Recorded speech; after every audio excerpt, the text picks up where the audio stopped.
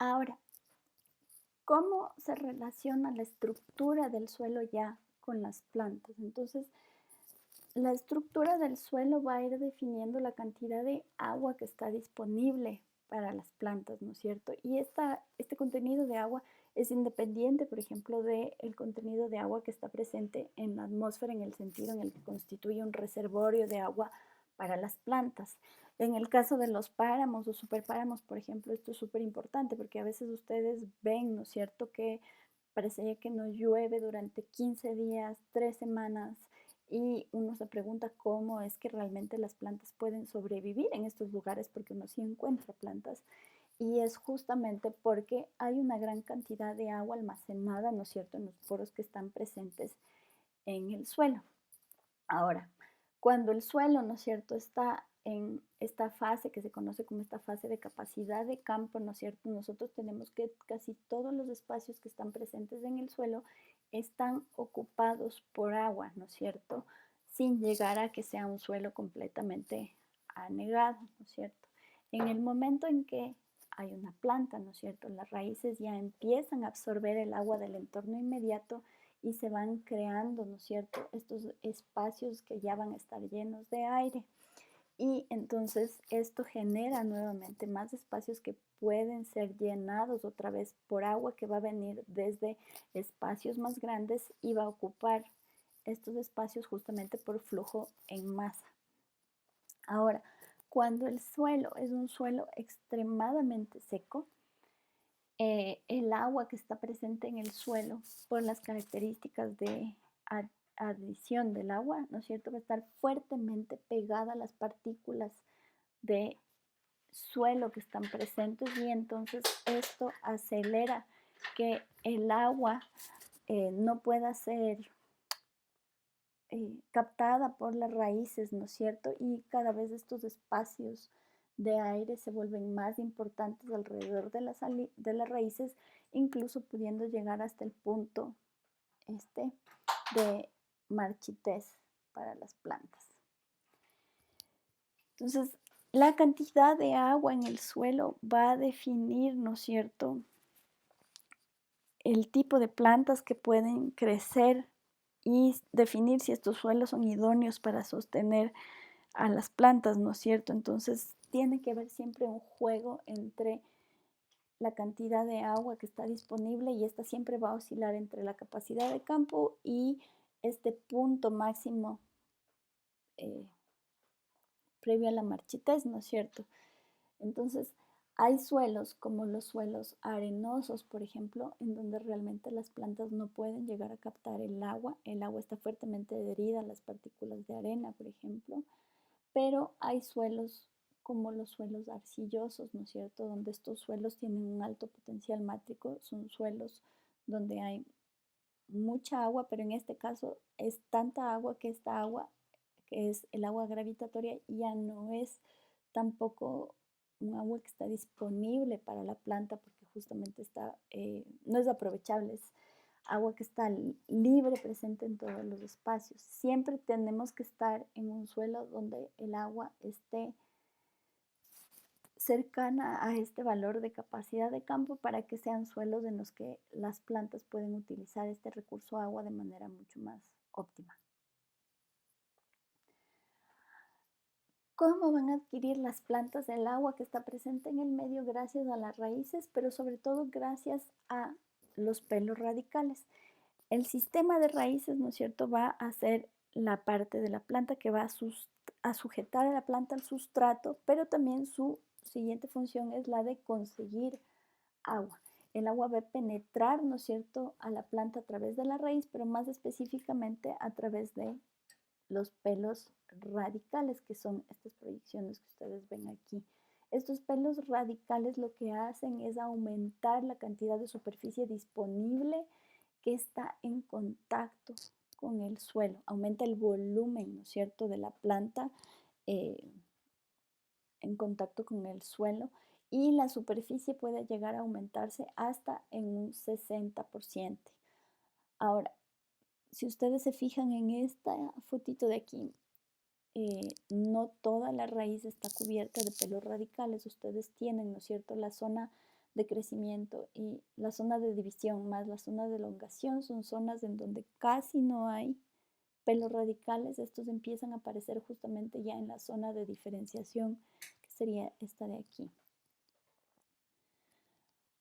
Los pelos radicales son básicamente proyecciones de las células epidérmicas de la raíz, ¿no es cierto? Y en el caso de distintos tipos de suelos, ustedes pueden ver, ¿no es cierto?, que las raíces van a tener una morfología distinta. En el caso de suelos secos, el volumen, ¿no es cierto?, la cantidad de raíces va a aumentar con una mayor cantidad de pelos. Esto es para aumentar la superficie que está en contacto con el suelo y con los poros con agua. Mientras que en suelos bien irrigados es menos densa la concentración de raíces y estas tienden a ser mucho más elongadas, ¿no es cierto? No hay tanta superficie de contacto y por lo general llegan hasta profundidades mucho más considerables. Ahora, el agua va a tender a penetrar, ¿no es cierto?, hacia la planta, ¿no es cierto?, cerca de las puntas de las raíces. Y una cosa súper importante es que en las partes más maduras de las raíces, estas se vuelven cada vez menos permeables al agua. La epidermis de estas células, ¿no es cierto?, va a estar rodeada por paredes que poco a poco se van volviendo más hidrofóbicas porque tienen una mayor cantidad de suberina y esto lo que hace es ayudarle a la planta a concentrar el flujo en las partes superiores de la raíz y que éste pueda subir de manera más fácil hacia arriba, la parte superior de la planta. ¿Ya? Entonces, estructuralmente, ¿cómo se va a dar este movimiento de agua desde el suelo hacia la raíz? Ahora, si ustedes se acuerdan, ¿no es cierto? Este es un corte transversal de la raíz y ustedes tienen, ¿no es cierto?, en el centro el tejido vascular. Este va a estar rodeado, ¿no es cierto?, por una capa de células que es lo que conocemos como endodermis, que es esta capita que ustedes le ven aquí en rojo. Y por fuera, ¿no es cierto?, del cilindro vascular nosotros tenemos la parte de la corteza y de la epidermis, ¿no es cierto? Entonces, habíamos dicho que los pelos radicales son proyecciones de las células epidérmicas. Entonces, la permeabilidad que van a tener las membranas celulares de las células epidérmicas va a depender de la presencia de acuaporinas. ¿Se acuerdan ustedes? Las acuaporinas eran estas proteínas que servían como canales transportadores de aguas. Y entonces la cantidad de acuaporinas también es un factor que va a depender mucho de las especies.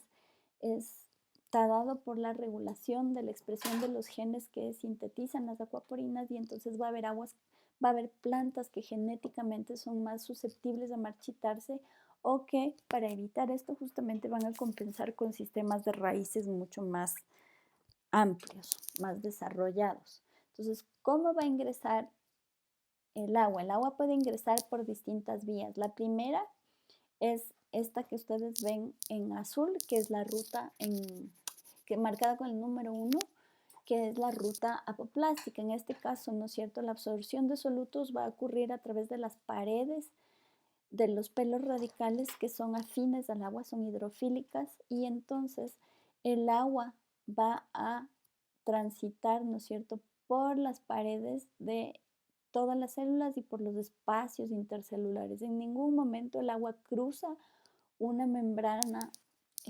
plasmática hasta llegar hasta la endodermis. En la endodermis, sí, el agua tiene que atravesar, ¿no es cierto?, las células que conforman la endodermis, que están formadas, ¿no es cierto?, que tienen esta estructura particular, tienen 4 de sus 6 caras rodeadas por esta banda de suberina, que es la banda de Caspari, ¿no es cierto?, que les vuelve a estas caras hidrofóbicas. Entonces el agua solamente puede pasar por aquí y una vez que ya ingresa hacia el cilindro vascular, nuevamente el agua circula por las paredes hasta llegar a los vasos del xilema. La otra alternativa que tiene el agua para ingresar a la planta es la que se conoce como la ruta simplástica. En este caso, en los pelos radicales, el agua sí ingresa al simplasto de las células y va a ir cruzando, ¿no es cierto?, por los simplastos de todas las células que se atraviesen en su camino hasta llegar al endodermis, por donde pasa, por el mismo lugar por el que pasa el agua que viene por la ruta apoplástica, y luego por los simplastos del cilindro vascular llega hasta los vasos del xilema. Hay una tercera ruta que es esta ruta transmembrana.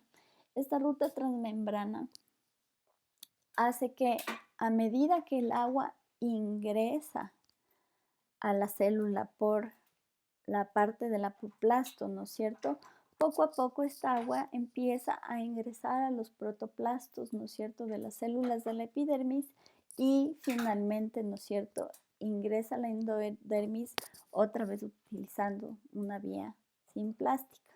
Entonces, independientemente de que sea una ruta apoplástica, simplástica o transmembrana, todas ellas tienen en común que tienen que atravesar la endodermis. La endodermis es la que va a controlar la entrada hacia el cilindro vascular gracias a la presencia de esta banda de Caspari. Entonces, la banda de Caspari va a impedir que el agua y los minerales disueltos atraviesen de cualquier manera. Siempre tienen que ingresar, ¿no es cierto?, por esta cara que no tiene banda, cruzan el protoplasto, el simplasto de estas células, y pueden ingresar, ¿no es cierto?, hacia el cilindro vascular. Entonces ya en el xilema, ¿no es cierto?, todas estas vías terminan llevando el agua y los minerales hacia los vasos del xilema, que son los que van a llevar, ¿no es cierto?, por flujo de masas del agua hacia el resto de la planta. Entonces, en el xilema se da, ¿no es cierto?, el transporte hacia las hojas, básicamente. Si hacemos memoria de lo que vimos en las primeras clases, del xilema es derivado del procambium, ¿no es cierto?, y cuando hablamos de crecimiento primario, y también del cambio vascular cuando ya hablamos de crecimiento secundario. El xilema estaba formado por distintos tipos de células. Ustedes tenían traqueidas, elementos de vasos, fibras y células de parénquima. De todas estas, ¿no es cierto?, solamente el parénquima constituye tejido vivo. Las traqueidas, los elementos de vasos y las fibras son tejido muerto porque son células que ya han perdido el material genético, han perdido la capacidad de llevar a cabo procesos metabólicos, pero sí tienen la función justamente de conducción y de soporte.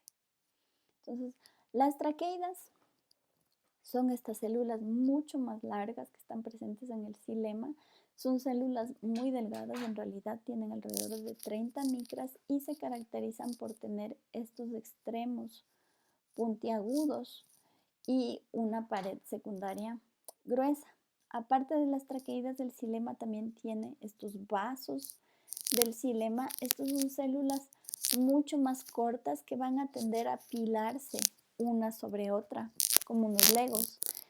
Y tienen las extremidades igualmente, ¿no es cierto?, así como en punta o con distintas formas, pero lo importante es que las puntas son complementarias para que justamente, ¿no es cierto?, se puedan ir apilando unas encima de otras.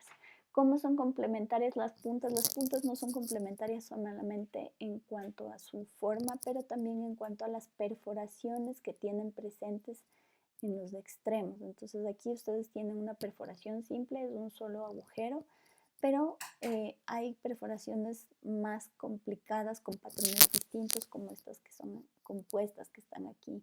Entonces aquí ustedes ven que estas perforaciones son un poquito más gruesas, pero ya son varias.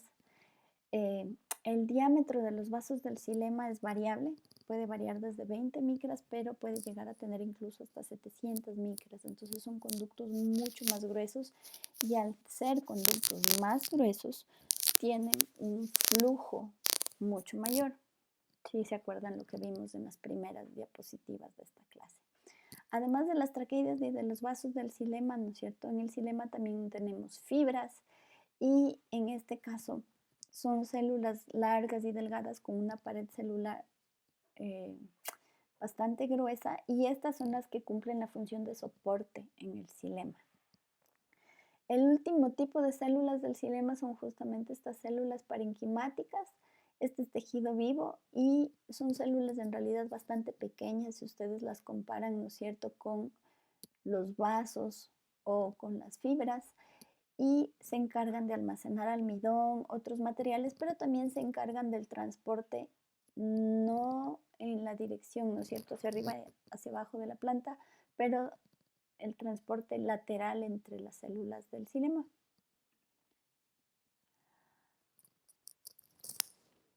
Ahora, el xilema es la vía principal de transporte de agua, pero la composición del xilema es muy diferente dependiendo ya del grupo taxonómico al cual nos estemos refiriendo en las plantas.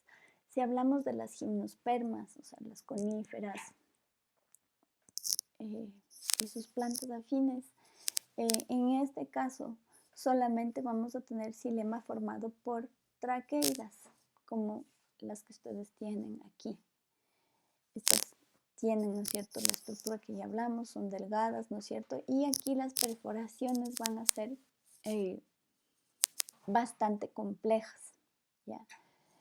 En el caso de las angiospermas, de las plantas con flor, el xilema sí va a estar formado tanto por vasos como por traqueidas. Los vasos van a estar conformados por los elementos de vaso, que son estas células más pequeñitas, gordas, achatadas, ¿no es cierto? Y estas van a tener un sinnúmero de perforaciones o van a ser de plano completamente abiertas, como esta que ustedes tienen ahí. Al final del día, tanto las traqueidas como los elementos de vaso y los vasos cumplen la misma función, que es justamente la de conducir el agua, los solutos y los gases hacia la parte superior de la planta. ¿Cómo sube el agua a la planta? En particular, si hablamos de un árbol, ¿no es cierto?, cómo el agua puede subir de la parte inferior hasta alturas que sobrepasan en algunos casos los 50 metros.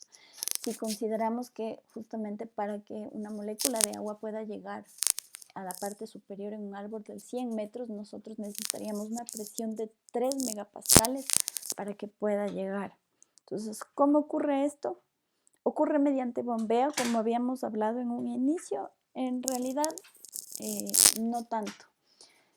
Es importante para esto definir lo que conocemos como presión radical. La presión radical es una presión hidrostática que se va a ejercer en el xilema, y esta presión está generada, ¿no es cierto?, por el paso de los iones que van desde el suelo hacia el xilema en la raíz, ¿ya?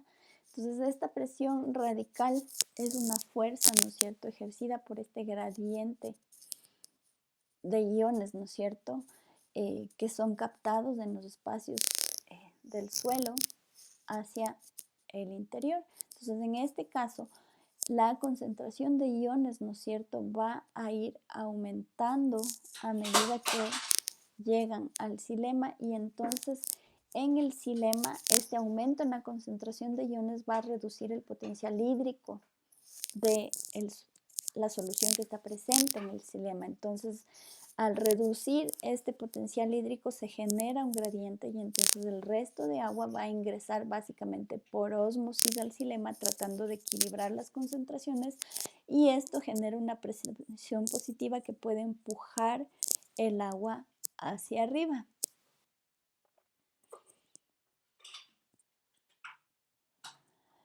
Esta presión radical está presente en todas las plantas, pero es un fenómeno o es un evento que ocurre cuando existe alta humedad en el suelo y en el aire. Eso quiere decir que hay una tasa de transpiración súper baja, ¿ya? La presión radical es algo que nosotros podemos en realidad evidenciar de manera súper clara cuando vemos el fenómeno de gutación, que es lo que ustedes tienen aquí, ¿no es cierto? Este fenómeno de gutación se da en algunas plantas porque hay estas estructuras que se conocen como hidatodos, y los hidatodos lo que hacen, ¿no es cierto?, es ayudar a exudar este exceso de agua que se produce por presión radical, y es un fenómeno que a veces se puede confundir con el rocío. El rocío, en cambio, es la concentración o la condensación del agua sobre la superficie de las hojas. En este caso, la gutación, el origen de esta agua viene desde el interior de la planta y es un agua que se excreta al exterior cuando tenemos una presión radical eh, que ejerce esta fuerza para sacar el agua.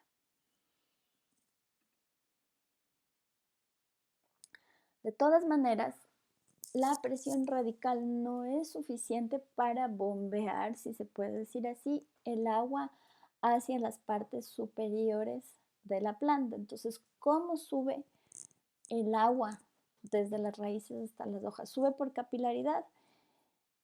En realidad tampoco sube por capilaridad. Si ustedes se acuerdan, la capilaridad se da, ¿no es cierto?, justamente gracias a la cohesión de las moléculas de agua y a la adhesión, a esta capacidad que tienen las moléculas de agua de adherirse a superficies polares, ¿no es cierto? Entonces, en este caso, el agua se adheriría a las paredes de los vasos, pero esta fuerza, a pesar de que es una fuerza que puede variar, ¿no es cierto?, dependiendo del radio del tubo, no es una fuerza que es suficiente para bombear el agua hacia la parte superior.